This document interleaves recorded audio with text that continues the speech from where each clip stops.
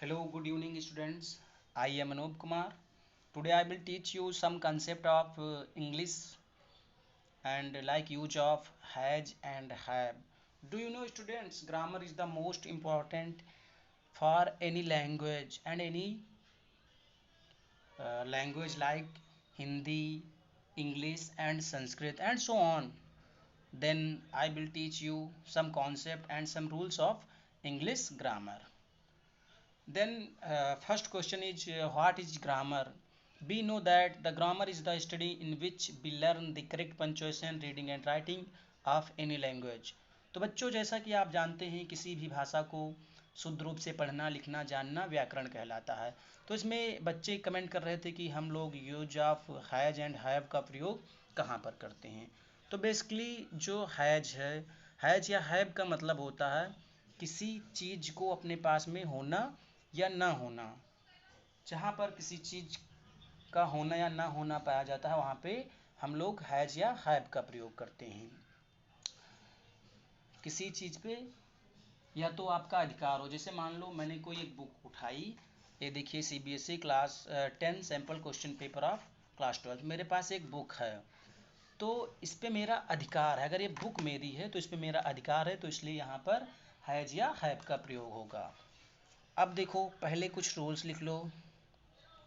Has लिखा ना, तो हैज का प्रयोग सिंगुलर नंबर के साथ होता है,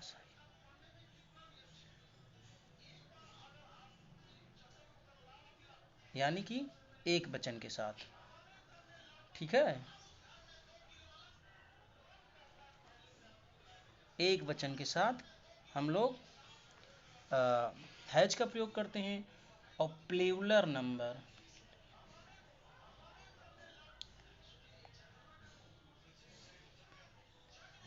प्लूरल नंबर के साथ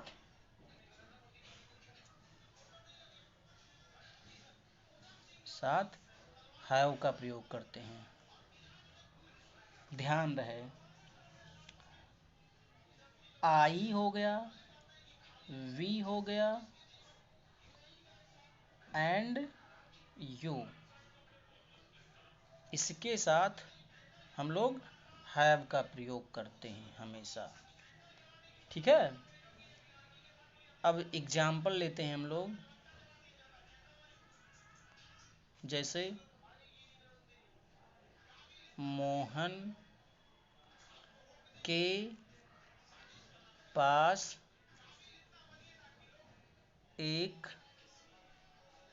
कलम है। तो मोहन बेटा, यहाँ ध्यान देने की बात यह है कि मोहन चूंकि अकेला है, सिंगुलर नंबर है, ठीक है, तो इसलिए हैज का प्रयोग होगा। तो पहले सब्जेक्ट लिख लेते हैं मोहन। अब चूंकि हैज रहेगा क्योंकि सिंगुलर नंबर है, मोहन हैज अ पेन। ठीक है,